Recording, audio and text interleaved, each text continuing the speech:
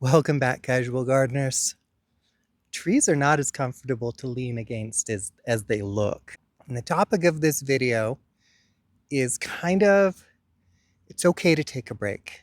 I think my garden is so elaborate and some of my projects I do are involved enough that my channel name is weird because I call it casual gardening. And today we're going to earn our name. We're going to earn our name because I'm taking a break. I'm taking a break from finding a cool topic for my channel, and I've been kind of taking a break from my garden today. It's not unusual, and there's nothing wrong with you if by the end of the growing season, you're feeling kind of done sometimes.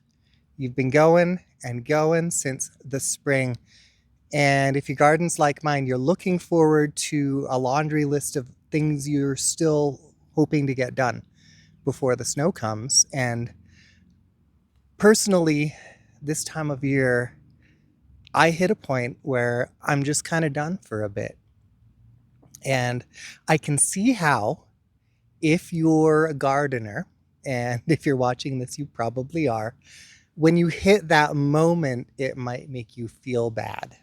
Feel whatever you want, but you don't have to feel bad if you just sit back and take a break and let your gardening drop to a minimum for a day, 2 days, a week, 2 weeks, as long as you need to get your gardening mojo back and get to the point where you're excited to go back into the garden.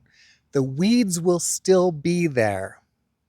And they'll probably bring some friends. So, I mean, you're not missing anything. I mean, I'm still going to be picking stuff for the next little bit. And I'm super excited. I already have a couple of topics I'm developing for future videos, including there's a product that reached out to me. Yeah, I'm gonna do like a video that's basically a commercial. And you know what? If you think I sold out, you don't know what YouTube's for. Right now, we're chilling, and I want you to know that's okay. But I am going to tell you stories from the garden because I got stories. I had a visitor in my garden, and I don't know what it is. We actually get a lot of visitors here. We have raccoons, we have squirrels, we have deer, we have stray cats. We had a marmot. I've seen marmots in my garden. So it's not unusual to have visitors in the garden, but strangely, it is unusual for the visitors while they're here to be destructive. Even the raccoons. Okay, they're a little destructive. The raccoons, they like to pull the rocks out of my water basins that I have in my garden for the animals and insects to drink from. The raccoons will pull all the rocks out and make it all muddy. And we also leave out water for the deer and the stray cats that visit our garden. And the raccoons will get in there and make it all muddy. And they will also sometimes, much more rarely, they'll dig things out of pots. But for the most part, the raccoons don't do any damage. And strangely enough, I mean, I've had deer in my corn and I didn't see any damage, but something last night came into my garden and shredded one of my marigolds, which, that's fine because chickens eat marigolds, and that was awfully cute to watch how excited they got about marigolds. But also, whatever the something was, it got into the corn and it ripped a bunch of ears off my stalks and just left them on the ground. So I don't know what that was, but it was not typical for my garden. The cool thing about marigolds is, yeah, they're edible. If you didn't know that, now you know. And you can feed them to your chickens. And if you didn't know that, now you know. So when your chickens eat marigolds, especially if they eat, the flour, it makes their egg yolks more orange, more naturally, healthfully orange. And I don't know if the stories about what that means for the health value of the eggs, I don't know if those are true stories, but what I do know That's a darn good looking yolk. So if you have chickens, grow marigolds and feed them to your chickens. And if you're worried about that marigold flavor getting in your eggs, grow Mexican marigolds. Those are the ones that don't taste as bad, that I would actually enjoy, say, in a salad. Because, yeah, they're the typical garden marigolds that I've got right now. I would not, I wouldn't eat them in a salad. They're very bitter, but Mexican marigolds are actually quite not bitter. They're still not amazing. They still don't taste great, but they're they're very orange and they're very big and they don't taste as bad. So if you're into eating flowers or garnishing with flowers and you'd like to be able to eat them if you choose, go with the Mexican marigolds. So another thing I've thought about for my channel for these videos, and I'm just going to run the idea by you and see how you feel about it. How do you feel about the idea of at the end of the video doing a segment that's not about gardening? I don't know. What should I call that segment? I think it should have its own name. I think it should be its own thing. So let me know in the comments what you think that should be called. And I'll give you an example right now.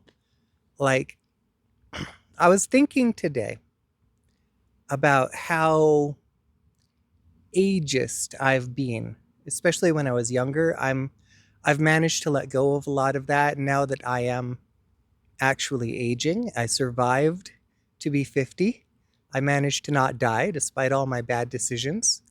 And now I'm speaking to you as a 50-year-old with graying hair. I mean, I have surprisingly few wrinkles for the mileage I've put on this face, but I'm starting to get some wrinkles. I'm developing, I'm sure you've noticed, a paunch. I'm getting some significant dad bod. I think we've crossed the line. We're into granddad bod territory. And I'm just grateful to be alive, enjoying this granddad bod. But I think as a culture, at least here in the United States, I know I've got people who sometimes watch from somewhere else. Let me know in the comments if your culture does the same thing. But here, I think we just can't wrap our heads around the idea that people who are older than their 30s are still attractive. I don't know, I think for a lot of people, you start to lose a lot of value in society after a certain age. And I mean, I've looked at my demographics. There's an interesting split. I've got a lot of viewers between the ages of 25 and 34. And then I got a lot of viewers that are like 50 and over. So probably half of you are nodding your heads vigorously, and the other half, nothing I can say will change your mind, because I know that 20-year-old me wouldn't get this. But I do feel like we should celebrate all of who we are. We're going to spend more than half of our lives not being those people. And just as you grow your garden, oh shoot, I'm tying this back to gardening. I'm sorry. Just as you grow your garden through all of its stages, it's young and cute and green and perky, and then it gets a little bit leggy and weird for a while, and then it starts bearing the fruit and you're all excited. But then, I mean, if you're like me and you like to collect seeds, you gotta let it get a little yellow and get a little crunchy, get a little extra strange, and that still has value too, because that's where next year's garden comes from. I feel like it would maybe be okay if we were a little bit more body positive after 40. But anyway, so that's kind of an example, not that long. This is a very rambling, undirected video. But something like that at the end of a video. Would you like to hear my thoughts about random stuff? Would that have any value for you? Let me know in the comments, and let me know what to call it. Thank you so much for joining me here in here under my shady, majestic maple tree today. I hope you have a wonderful time in your garden, and take time off if you need it.